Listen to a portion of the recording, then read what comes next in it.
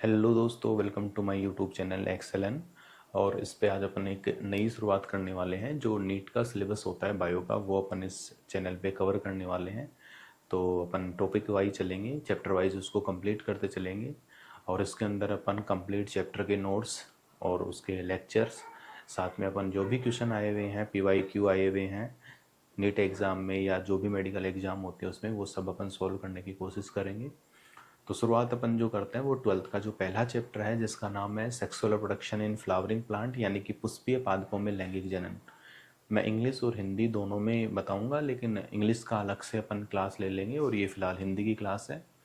अगर आपका कोई भी डाउट हो तो आप कमेंट बॉक्स में अपना क्वेश्चन पिन कर सकते हैं, और या फिर मैं अपने जो यूट्यूब चैनल होता है या फिर जो व्हाट्सएप चैनल होता है उसकी मैं लिंक दे दूंगा, आप उससे भी ज्वाइन हो सकते हैं, या टेलीग्राम की लिंक दे दूंगा, आप उसमें भी ऐड हो सकते हैं, वहाँ पे भी आप अपने सवाल पूछ सकते हैं।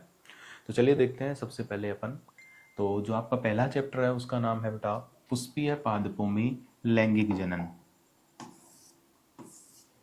पुष्पीय पादपों में लैंगिक जनन। पुष्पीय पादपों में लैंगिक जनन से मतलब क्या होता है बेटा?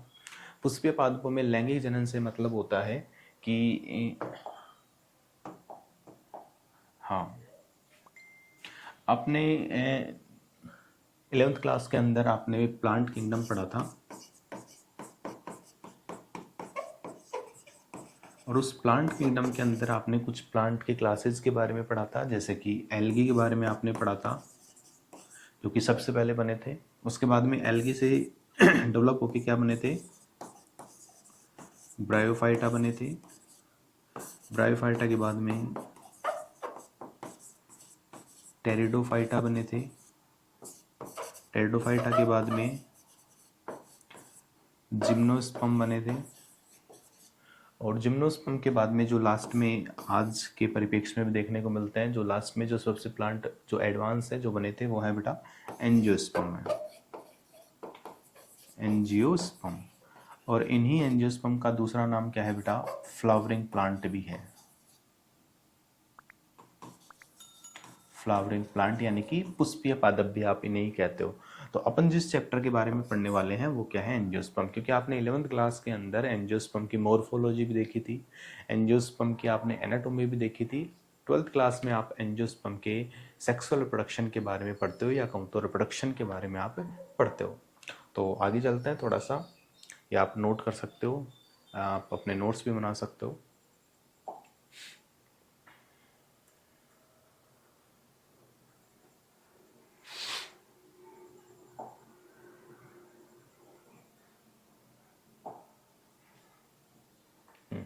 सबसे पहले बात करते हैं कि फ्लावरिंग प्लांट क्या होते हैं। फ्लावरिंग प्लांट की एक डेफिनेशन की बात करते हैं।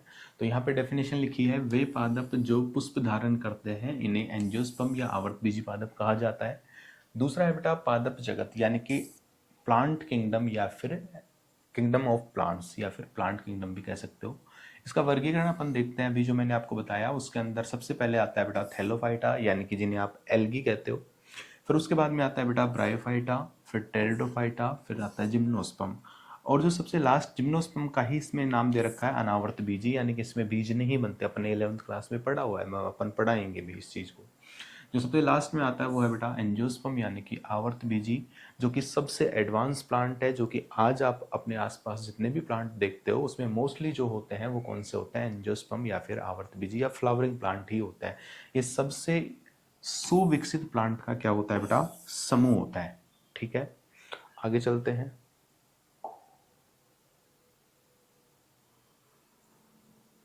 एक छोटी सी यहाँ पे डेफिनेशन है बेटा। डेफिनेशन क्या है? डेफिनेशन है इसमें,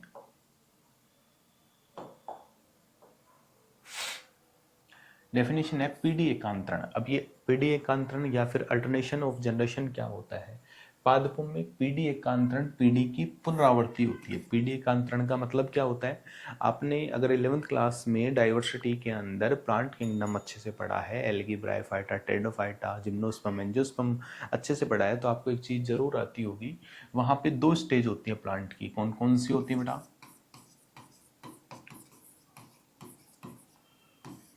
एक तो होती है उसमें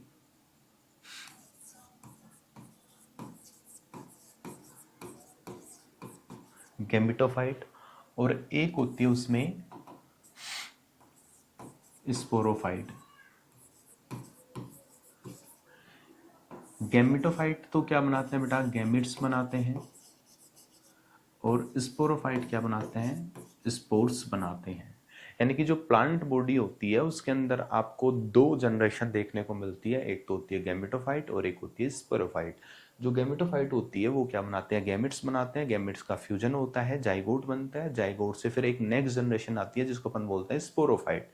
और स्पोरोफाइट के अंदर मियोसिस डिवीजन होता है, और मियोसिस डिवीजन से जो हैप्लॉइड या अगुणित स्पोर होते हैं वो बनते हैं, जो कि जर्मिनेट होकर के वापस से कौन सी एक नई स्टेज बनाते हैं जिसका नाम होता है गैमेटोफाइट। तो गैमेटोफाइट से स्पोरोफाइट बनता है और स्पोरोफाइट से क्या बनता है बेटा, गैमेटोफाइट। यानी कि दोनों की दोनों जो स्टेज होती हैं ये कहीं ना कहीं एक दूसरे के ऊपर क्या होते हैं बेटा, डिपेंड होती है। गैमेटोफाइट से तो क्या बनता है, स्पोरोफाइट, और स्पोरोफाइट से क्या बनता है बेटा, गैमेटोफाइट। और इसी को बोलते हैं अल्टरनेशन ऑफ जनरेशन, यानी कि पीढ़ी एकांतरण। आगे चलते हैं अपन।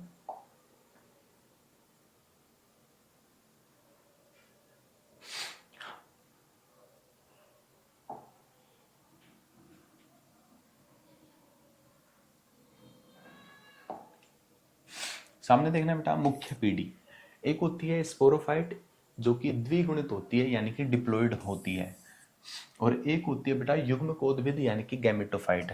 एक तो होती है स्पोरोफाइट जो भी मैंने आपको समझाया, एक होती है गैमेटोफाइट। ये कैसी होती है बेटा, अगुणित यानी कि हैप्लॉइड होती है। ये कैसी होती है, डिप्लॉइड होती है।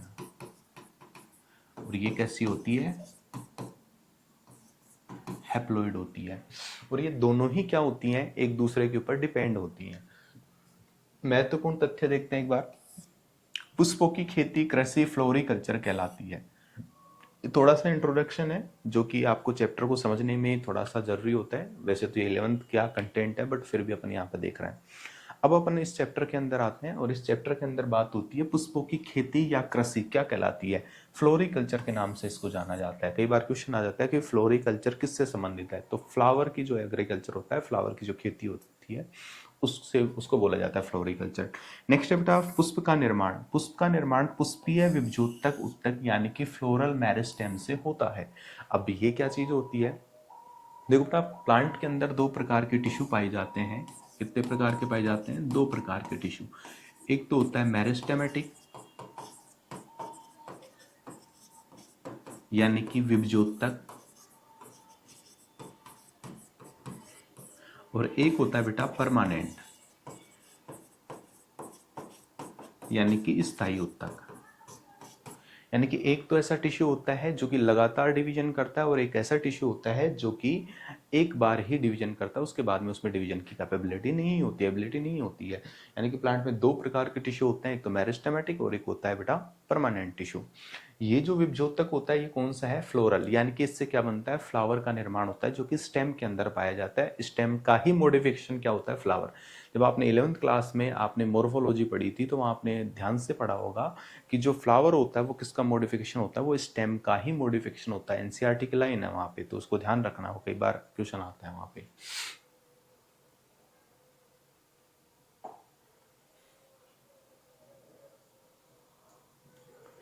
नेक्स्ट जो अपन बात करते हैं बेटा पुष्प की संरचना, सहायक एवं आवश्यक चक्र, ये अपन पढ़ेंगे नेक्स्ट क्लास में।